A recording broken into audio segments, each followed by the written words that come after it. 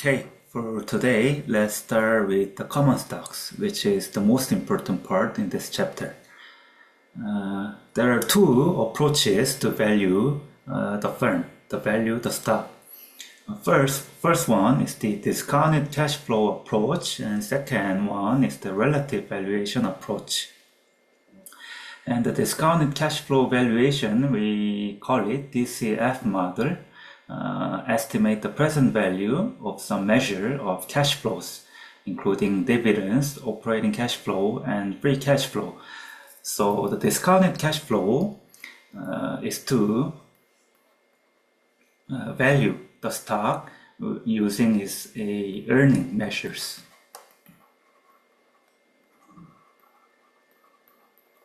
So, simply speaking, the value of the firm or the value of stock is equal to the sum of the present value of its future earnings divided by some required rate of return, some 1 plus discount rate, let's say R.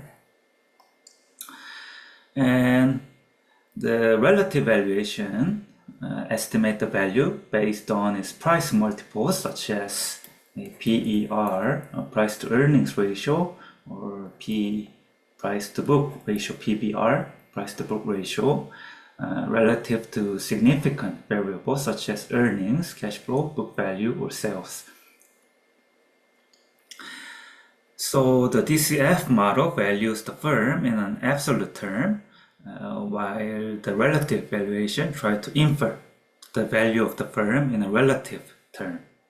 So how much should the firm should be priced relative to its earnings, or relative to its cash flows, or relative to its book value? Okay, firstly, the discounted cash flow approaches depend on some factors such as the growth of the cash flow, the growth of the earnings, dividend, the growth of the dividend.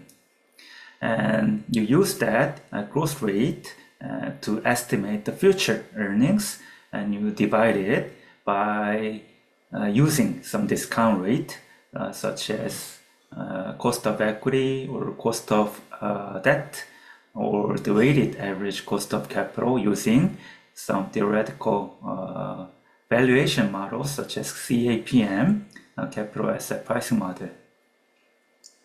So firstly, you have to estimate future earnings by assuming some growth rate, and secondly, you have to estimate some required rate of return on the firm. And the measure of cash flow, the measure of earnings, are proxied by dividends.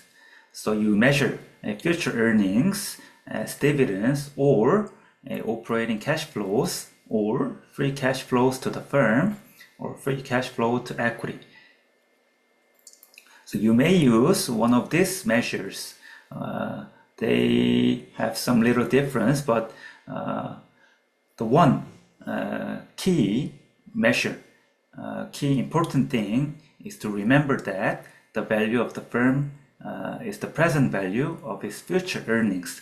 You can estimate this earning as dividends, or OCFs, or FCFF, or FCFV. It doesn't matter. Just remember that the value of the firm is the present value of its future earnings discounted by some required rate of return.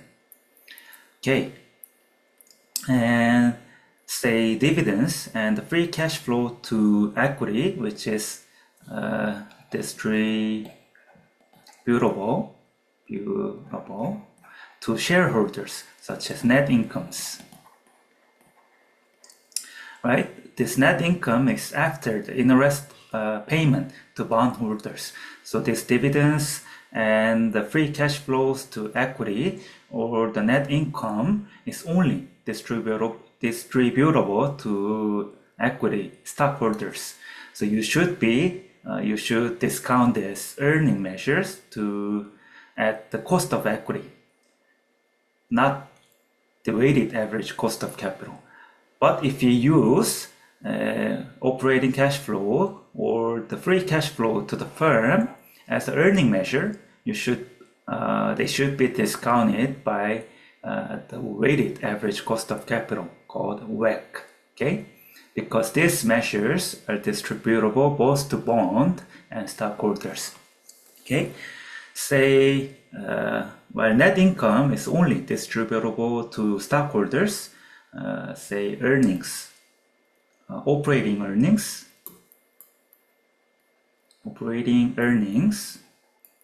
often called the earnings before interest and taxes.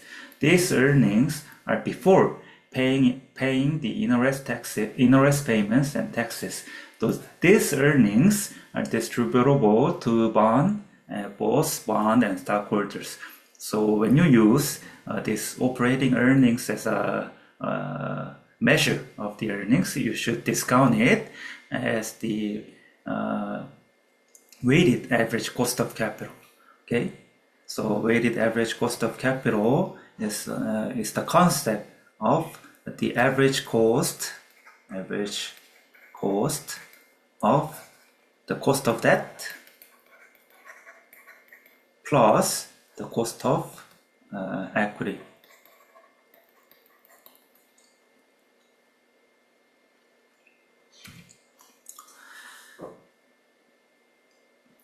Okay, if future cash flows are stable and therefore can be reasonably estimated, the discounted cash flow model will provide precise valuation because the model estimates the value of the firm in an absolute term, absolute value. However, since you have to estimate the future earnings, you should make some assumptions. Therefore, it is very sensitive to the growth rates and the discount rate assumptions. So the discounted cash flow analysis is highly sensitive to key factors, key variables, such as a long-term growth rate here, and the weighted average cost of capital assumption. Okay. For instance, when you use capital asset pricing model to estimate the cost of equity to use for its discount rate. What is the rate of return on risk-free asset? Say the cost of equity is the risk-free rate plus is beta times expected return on market negative minus the risk-free rate of return, which is the market premium. So when you estimate the cost of equity, what is the rate of return on risk-free asset? So you should make some assumption to estimate risk-free asset. Is it a 1-year government bond or is it a 3-year bond rate? Likewise, what is your expected return on market? Are you using KOSPI as a proxy for market or Kosdaq market? And is it a 10-year average return on market or is it a 5-year or 20-year, for instance? So what is your assumption? And in addition, what is the beta? We know that beta is estimated by using some regression models using historical movements of the stock prices of the firm and the market. So when you estimate betas, what is your sample time period? Are you estimating beta using 3-year historical movement or 5-year or 10 years? So what is your estimation assumptions? So this assumption of the discount rate may make a huge difference, make a huge change in the value of the firm, because the value of the firm is the present value of the future earnings divided by some discount rate. But the future earnings, you have to estimate some future earnings indefinitely, okay?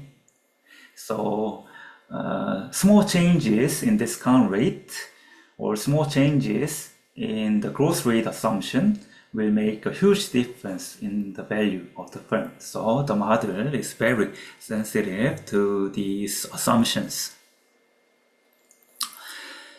Okay, so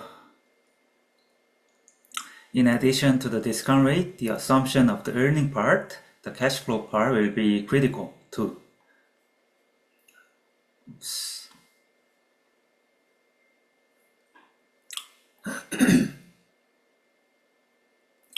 And the discounted cash flow model requires you to estimate the future cash flows. And of course, the future cash flow goes to the infinite, since we assume a firm to be ongoing. So how do we do that? So how do we estimate the indefinite, the future cash flows, the future earnings? A simple way is to estimate the future cash flow or future earnings of next 3 to 5 years. You firstly estimate the earnings in the next 3 to 5 years for simplicity, okay? And then you assume that the earnings after 5 years, let's say 6 years from 6 years to